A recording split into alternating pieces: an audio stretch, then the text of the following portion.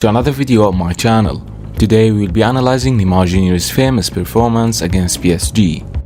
Barcelona were using a back three in that game. Neymar was playing in kind of a wide midfield position during the first half. Whenever he received the ball, he was always marked by two players. What was obvious in that game was his concentration on playing forward passes only and working on his off-the-ball movement.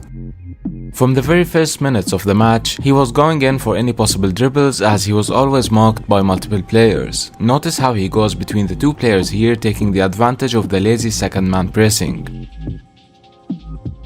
This was obviously costing Barcelona the possession sometimes. As the team was using three players at the back, he was forced to drop down a lot to connect lines and receive the ball.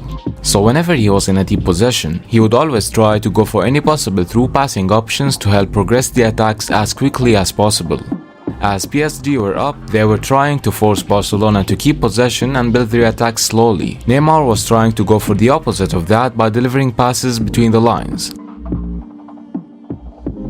And again, this doesn't work every time, so he played a lot of missed passes in the process.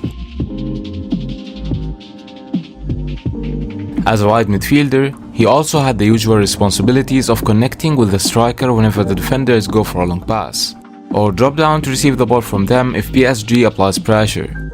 In those scenarios, he didn't go for the through balls, but instead, as Paris Saint-Germain are pressing with numbers, he would look to keep the ball on the ground and carry it forward.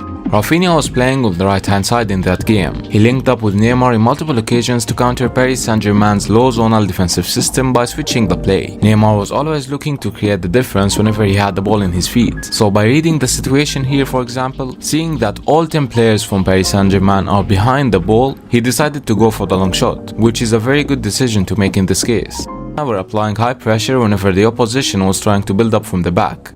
Neymar had the responsibility of trying to intercept the long balls that PSG were forced to play.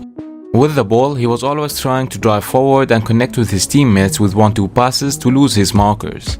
Realistically, and since PSG had all their 10 players defending, everyone from Barcelona was marked. So he had to take the edge from his off-the-ball movement in between the passes. By having so much time on the ball, even when marked by 2 or more players, Neymar started to annoy the opposition, which resulted in his markers getting more physical in an attempt to disturb him whenever he has the ball, and try to push him backwards. This allowed him to win multiple fouls, but he was always going for the forward passes, and that's exactly how the second goal was scored. You can see here how he has 2 back and safe passing opportunities, with the opposition trying to push him even more, yet he went for the forward passing option and Barcelona scored.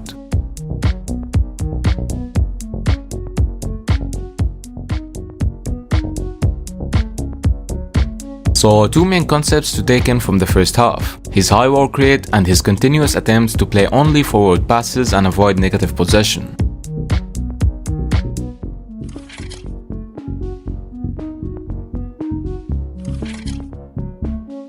In such big games, the halftime talk from Luis Enrique surely had an impact on the team's incredible performance in the second half. Let's hear he wanted to avoid messing things up, so he decided to play with 4 only at the back. This was a game changer for Neymar as he now enjoyed huge spaces that he never had during the first half. And right off the bat, he won a penalty after linking up with Iniesta on the wing, enjoying his first 1-versus-1 situation.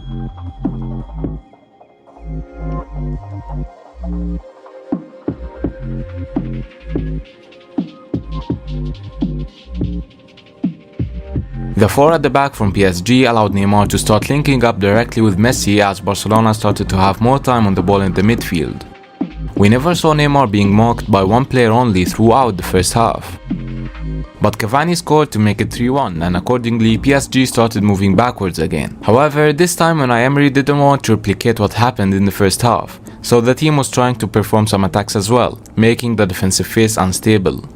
With Neymar having the freedom of moving anywhere he wants on the left flank, he started creating many link-ups with Suarez as well. We also started seeing him cutting inside a little bit more now as he tried to move closer to the center of the pitch even if he received the ball out wide. Just like the first half, he was focused on having the ball under his feet for longer times to try to pull more defenders towards him, and then look for passing options inside the block. Now that PSG's defense wasn't that compact, he was able to do that more efficiently. Whether he would dribble past an opponent or pass the ball to his teammates, he always moved towards the center and towards the penalty area.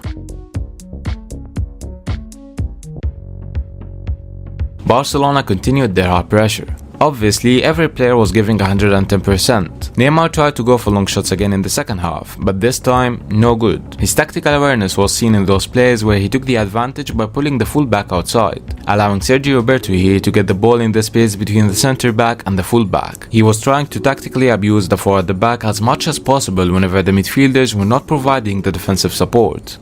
Here, and after a failed long shot attempt, he sees how the opposition is rushing towards him to block a second shot, so he cleverly wins a foul by covering the ball. You can just see how concentrated he was during those minutes.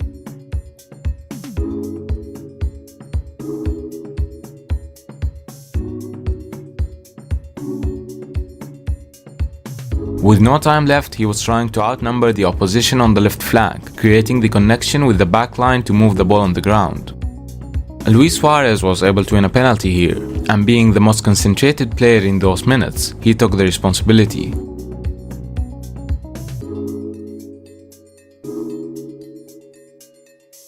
He continued to provide options. Magic happened.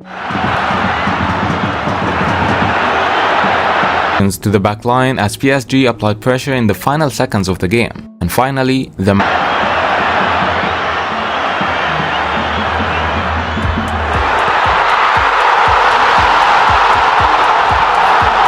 So that was it, guys. I hope you have enjoyed the analysis.